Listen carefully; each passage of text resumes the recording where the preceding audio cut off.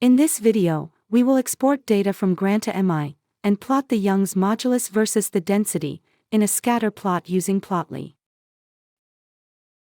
To do this, we first need to export the data, then format the data, and build our graph.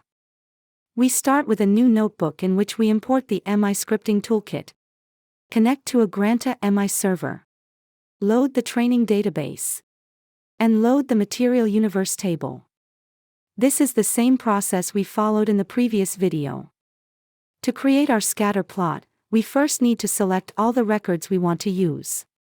In this case, we use All Records to export all the material records from the material universe table. We can also select a subset of the records from this table, for example, only exporting the metals from the table. The next step is to define which data we want to export. In this case, we want to export the density, Young's modulus, and the base attributes for classification. Now we are ready to export.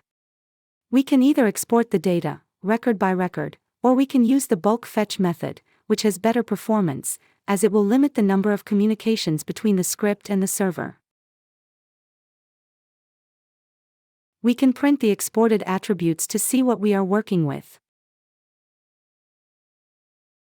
Density and Young's modulus are range attributes. Their value is specified as a range with a minimum and maximum value. Let's say we want to take the average value of this range. To do this, we need to do some data processing. To process the data, we can use the Pandas library. Pandas is a Python library widely used for data analytics. We can install it using pip. We can now import Pandas into our notebook. Let's create a new Pandas data frame. The columns we define are the record name and the attributes defined earlier. Now we can fill this data frame by looping over the exported records and appending new rows.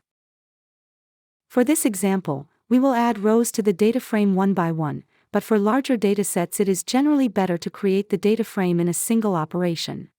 Here we can do some data processing to calculate the average. First, we grab the attribute object from the record. Next, we need to do some checking, in case the attribute is not populated. If the attribute is populated, we want to sum the low and the high value, and divide it by 2, to get the average value.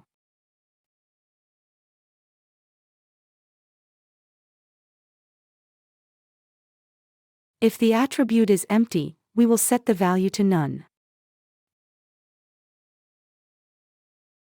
We will do the same for the Young's modulus. In this case, we repeat a piece of code. A better way of doing this would be by using a function. You can choose which approach to take.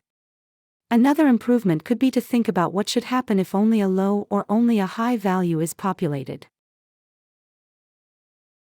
The last step in this loop is to append the new row at the end of the data frame.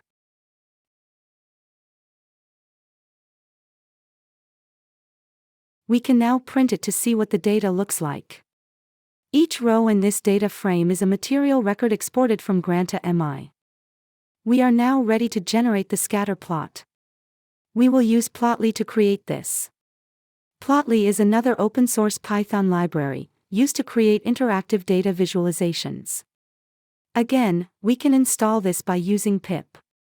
You might need to restart your notebook before rerunning this code, to ensure the library is registered correctly. In this case, we will use Plotly Express to generate our scatter plot. The most simple plot will be to put the density on the x-axis and the Young's modulus on the y-axis.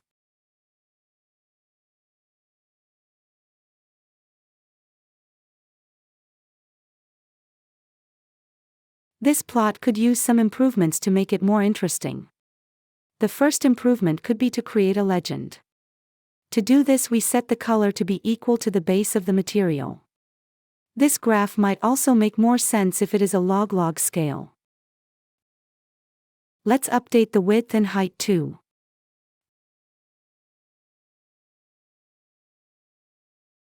And we can define what should happen when you hover over a data point.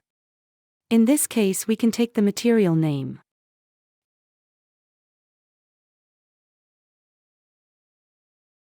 The last step is to update the labels in the graph for the legend, x-axis and y-axis.